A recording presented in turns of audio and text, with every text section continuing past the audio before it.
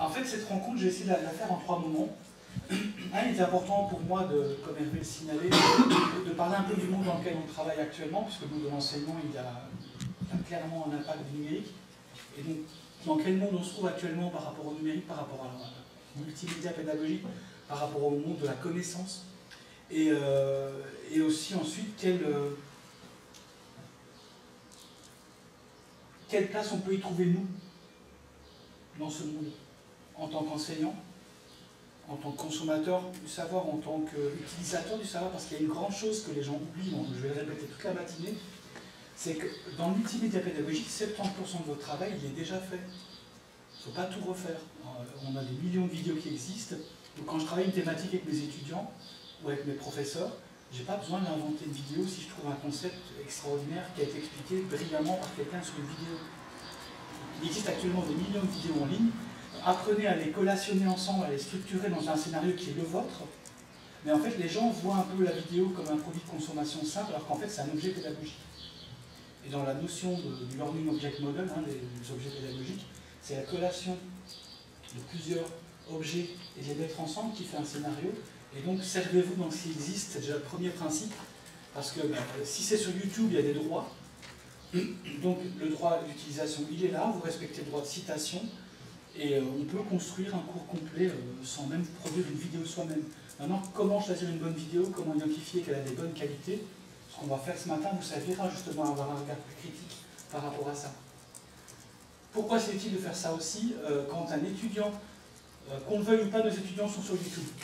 C'est clair. On verra tantôt quelques chiffres qui le prouvent, mais moi je le vois tous les jours. Maintenant, est-ce que nos étudiants ont l'esprit critique suffisamment aiguisé que pour voir des ressources cohérentes? C'est un problème. Donc peut-être le rôle de l'enseignant maintenant, c'est aussi un rôle de pouvoir véhiculer le savoir et véhiculer l'esprit critique qu'il faudrait avoir derrière pour travailler également. Même vos élèves chez l'école primaire passent leur temps, enfin, s'ils ont des parents pas trop regardants, ils passent leur temps sur YouTube. Je rigole toujours parce qu'en fait, j'ai une fille de 11 ans enfin j'ai des grands enfants, mais j'ai une de 11 ans, et quand elle avait 6 ans, elle adorait faire du crochet. Et donc elle fait des personnages de Star Wars en crochet, enfin, voilà, elle est passionnée par ça. Et du coup, elle regardait des tutoriels sur YouTube en anglais, s'il n'y avait pas en français. Et moi j'ai une fille de 11 ans qui parle en anglais avec un accent texan horrible, parce qu'elle a regardé, étant très jeune, des tutoriels de knitting en anglais. Et quand des amis américains passent à la maison, ils disent « Mais attends, elle vient d'où elle ?» parce que, donc voilà, n'imaginez pas le pouvoir que ça a un pouvoir énorme. Et donc voilà, c'est pour ça qu'on en parle aujourd'hui. Donc comment nous, on trouve notre place comme prof, et puis surtout, enfin aussi, comment garder le focus sur la qualité pédagogique et le développement professionnel. Parce que vivre dans ce monde, c'est bien, mais comme partout, il faut vivre avec des principes. Et moi, je suis pédagogue, donc j'ai des principes pédagogiques sur lesquels je ne déroge pas. Et ces principes-là, je les applique dans ma réflexion sur le numérique aussi. Alors, dans quel monde vivons-nous? C'est clair qu'on vit un monde... Alors, je me rappelle, j'ai fait une vidéo mais sur mon ordinateur, mais je vous enverrai le lien. Je voulais rendre hommage à Michel Serres, qui est décédé ce week-end, qui était un homme assez formidable. Et je ne sais pas si vous avez l'occasion d'écouter Michel Serres. Il avait une vision sur la place du numérique et le fait que nos sociétés changeaient. Et lui disait, en fait, on nous pousse à changer d'école, alors que l'école, elle ne réussit qu'à 10%. Alors lui, il estimait qu'on est dans une société dans laquelle le savoir est disponible pour tout le monde, par tout le monde. Et donc, ça ne sert à rien de trop embêter les enseignants avec ça. On ne peut pas demander aux enseignants d'être nouveaux producteurs de contenu. Par contre, on doit les apprendre à utiliser ce qui est fait par la société au sens large du terme. Et Michel Serres avait le terme de société pédagogique qui me plaisait bien. Il expliquait qu'en fait, la pédagogie dépasse l'école depuis quelques années et qu'en fait, si on veut changer l'enseignement, la réforme de l'éducation, il faut l'avoir dans une strate beaucoup plus méta que la simple école et qu'il faut justement apprendre à vivre dans cette société de consommation du média, parce que lui-même expliquait, il était prof à l'université aussi, Michel Serres, il dit, écoutez, il y a 20-25 ans, j'étais sûr, quand je donnais mon cours, que les étudiants ne savaient pas ce que j'allais dire. Je donnais un cours, je commençais mon cours, j'allais avoir un principe, il n'était pas question que les étudiants sachent la moindre chose quasiment sur ce que j'allais raconter, alors qu'actuellement, c'est plus le cas. Si un étudiant sait qui vient me voir pour la pensée manichéenne, par exemple, il y a des étudiants qui vont googler avant, qui vont regarder des vidéos, et donc je vais avoir des étudiants devant moi, quand on va été voir avant, et donc le savoir n'appartient plus, il n'est plus chez moi. Je vous aurai le lien dans la présentation, mais voilà, il est décédé samedi, il avait 88 ans, mais c'est un personnage assez intéressant qui a une vision philosophique de la société et de la pédagogie que je trouve remarquable et très humaniste, ce qui est assez rare, puisque on reproche souvent au numérique des pragmatiques, il avait une approche numérique assez sociale et humaine. Alors, on vit dans un monde où le multimédia est omniprésent, en effet, puisque YouTube, c'est le réflexe de tout le monde. Qui utilise YouTube pour ses cours ou sa vie quotidienne? Oui, tout le monde, c'est bien. Pourquoi vous utilisez YouTube? Un usage. Pour chercher des idées, j'en sais rien, pour voir comment d'autres personnes ont expliqué un concept sur lequel j'ai la peine à trouver une manière de le présenter. Très bien, ok. Très important ça, justement, cette nourriture de la dissonance cognitive.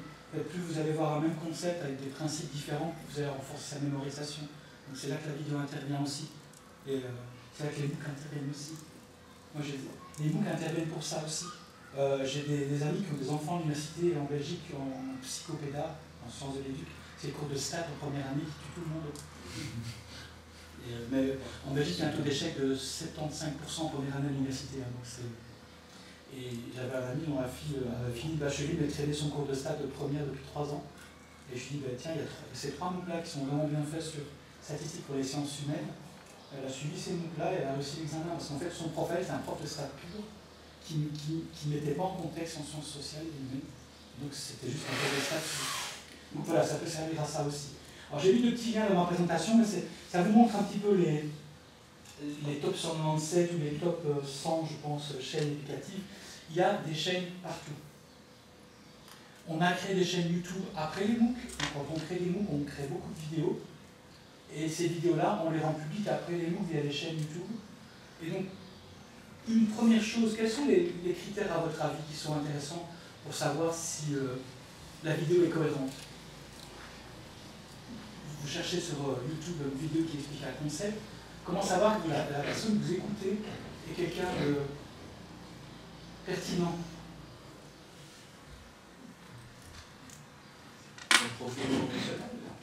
On regarde le profil, on regarde la chaîne où elle vient. Si c'est une chaîne qui vient d'une université, c'est déjà plus rassurant. On va cliquer en amont, voir c'est quoi cette chaîne, c'est quoi cette université, est-ce qu'il y a d'autres types de productions qui sont faites. Ok. On voit si c'est commercial ou public, c'est important aussi. Il faut regarder la durée aussi. On verra tantôt, mais il y a des critères très clairs de durée d'une capsule pédagogique pour que ça soit efficace et cohérent. D'autres critères?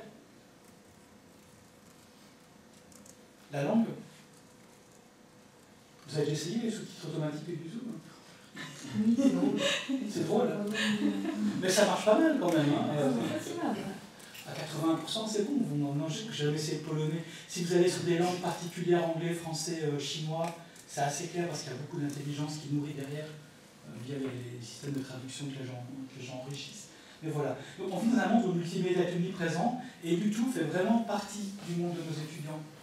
Alors, c'est une anecdote que je raconte tout le temps, donc je vais le dire pour la dernière fois aujourd'hui. Mais j'étais à Québec, à l'Université Laval, au mois de février, avec Emmanuel Sylvestre, et on se promenait dans les cafétérias là-bas. Et les cafés d'étudiants au Canada sont gérés par les étudiants. Et donc, ils ont vraiment aménagé les espaces comme des vrais lieux de travail pour les étudiants. Et en fait, on passait près d'une jeune fille qui étudiait, elle était en train de regarder une vidéo. Et donc, je lui ai dit, bah, tiens, je me suis excusé de la déranger. Et puis, elle m'a expliqué qu'en fait, ouais, elle était étudiante en biologie, c'était un cours de biomécanique, et qu'en fait, elle était en train de regarder une vidéo, mais ce n'était pas une vidéo de son prof, c'est une vidéo d'une autre université qui publiait des vidéos, et elle expliquait que c'était courant pour elle, pour se préparer au cours, d'aller browser comme ça, fureter le web pour trouver des petites explications de phénomènes. Et la vidéo du prof n'était pas exceptionnelle, on verra les typologies tantôt, c'était simplement un PowerPoint un peu animé, avec la capsule vidéo de la tête du prof en dessous. Ce n'est pas quelque chose de très techniquement complexe. On verra tantôt que ça peut faire le job, comme on dit au Québec. Et voilà. Et en fait, depuis ce moment-là, j'essaie de prendre des petites photos à gauche à droite, mais je les garde pour moi parce que c'est de dos. Mais il y a beaucoup de gens du livre que je vois qui font ça aussi. Donc quand je me promène dans les faites l'expérience chez vous, dans les cafés, c'est pas rare, quelques fois par semaine, que je vois des étudiants qui sont en train de regarder des vidéos. Et c'est pas des vidéos de musique ou autre, enfin, ils regardent ça aussi, ils le regardent dans les courses. Parce que le sérieux, c'est après, quoi. Alors, J'avais mentionné dans la petite accroche de cette journée aujourd'hui un petit peu une enquête faite par Pearson en 2017 qui était assez intéressante. Elle comparait un peu la génération Z et la génération X. Bon, après Z, on est un peu dans l'ennui parce que voilà, moi je suis d'Alix, moi, on est vieux, et YZ. Y c'était la génération un peu numérique et Z c'est la post-numérique. Donc génération Z, c'est les gens qui sont nés après 2000 en gros. Et l'enquête comparait les usages que les étudiants nés après 2000 et puis ceux de la génération avant, la génération Y, la connectée, mettaient en place. Et on voit ici par exemple, dans le comportement en ligne, la génération qui celle qu'on connaît maintenant chez nous, elle passe 80% de son temps, enfin 82% de ses usages sont à YouTube, à Instagram, Snapchat, Facebook et Twitter. Ça évolue très vite, mais on se rend compte que Facebook reste quand même le premier média social utilisé par nos étudiants. Quand on va un peu plus loin, on voit ici que les étudiants regardent beaucoup plus de vidéos en ligne dans cette génération-là que la précédente. Finalement, on regarde très peu de films. Ce qui est intéressant pour nous, c'est quand on leur pose la question de savoir c'est quoi votre outil d'apprentissage préféré, votre médium préféré d'apprentissage, là on a un réel shift, puisqu'on se rend compte que 59% de cette génération préfèrent YouTube comme support d'apprentissage. Viennent ensuite les interactions en groupe de travail, viennent ensuite les applications d'apprentissage et les jeux interactifs, et les printed books, ça vient en quatrième position, enfin, c'est ex-aequo, je pense, oui. Ex-aequo en dernière position. Donc on a vraiment un shift qui commence à se mettre en place, qui n'était pas trop le cas de la génération précédente, où on a des étudiants qui sont plus sur des vidéos que sur des bouquins. Alors la question, c'est peut-être déjà de se dire, ok, on va peut-être transformer nos bouquins pour les rendre plus interactifs. C'est des maisons d'édition qui font ça de plus en plus. Et des petits logiciels, je pourrais vous en laisser un qui est très bien par des Égyptiens qui s'appelle Kotobi, qui permet de faire un e-book. Un e-book, c'est un bouquin multimédia, vous pouvez mettre de la vidéo, de l'interaction, quiz, etc., du texte. Et il y a des éditeurs d'e-book, assez faciles, qui vous permettent de, comme un bête logiciel de PowerPoint, mettre vos textes, vos images, vos vidéos. Ils produisent ça en application, et les étudiants peuvent le télécharger et avoir un apprentissage plus interactif. Donc la question du bouquin, il faut l'avoir au sens large du terme.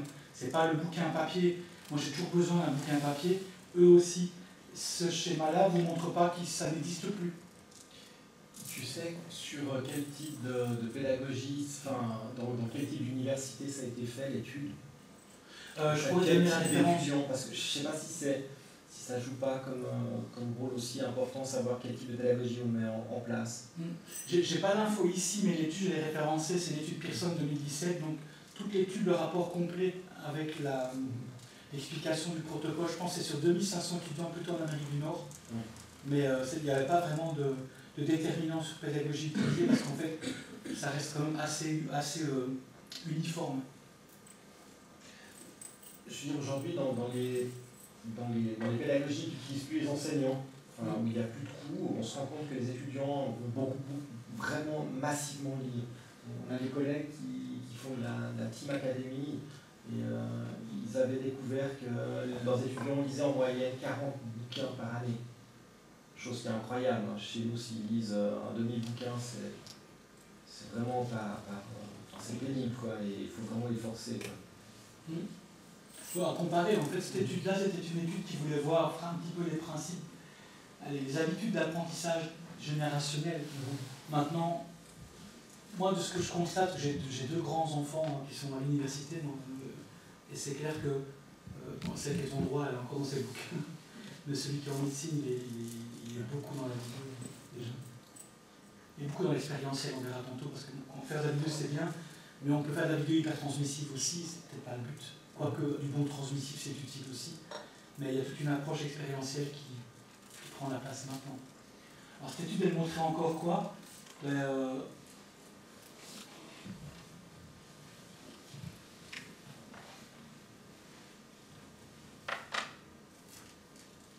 55% des gens de la génération Y estiment que YouTube a contribué à leur éducation. C'est seulement pour l'enseignant. Hein. Moi, je vous rassure, pour être autonome dans l'apprentissage, ça nécessite des compétences extrêmement pointues. Donc le mythe du jeune Indien de 12 ans qui va sur Cannes Et sur les MOOC qui dit ingénieur, ça existe, mais il y en a 2, quoi. Donc, enfin, c'est quand même, ça demande beaucoup de compétences très pointues d'être autonome dans l'apprentissage. Donc c'est pour ça que nous, on a ce rôle-là de véhicule de méthode de travail. Alors, pourquoi est-ce qu'on vit dans un monde dans lequel la pédagogie, enfin, dans lequel le numérique est important? Le numérique, il a fait que la pédagogie et ses formes d'expression évoluent. Donc il y a des termes qui sont là, les 4 termes, on va voir ensemble après qu'est-ce qu'on met derrière. Quand on travaille ces 4 termes-là, il y a le terme MOOC, le terme Blended Learning, on transforme ça en hybride chez nous, mais c'est peut-être pas un bon terme. Il y a un terme qu'on connaît très peu qui est le Inverted Blended Learning. Il y a un revers que j'ai utilisé beaucoup d'anglicisme, pas parce que je suis belge qui a Jean-Claude Van Damme, mais simplement parce que en numérique, c'est quand même les anglo-saxons qui sont 15 ans, 20 ans devant les francophones. Et donc, vous allez avoir beaucoup de définitions en anglais, parce que moi j'ai quand même beaucoup de difficultés, n'étant pas traducteur. Je peux traduire une définition en anglais ou en français, mais je trouve que je risque de sortir de l'original. Et donc, toutes les définitions que je vous montrerai, elles seront dans la langue originale. On pourra les commenter ensemble.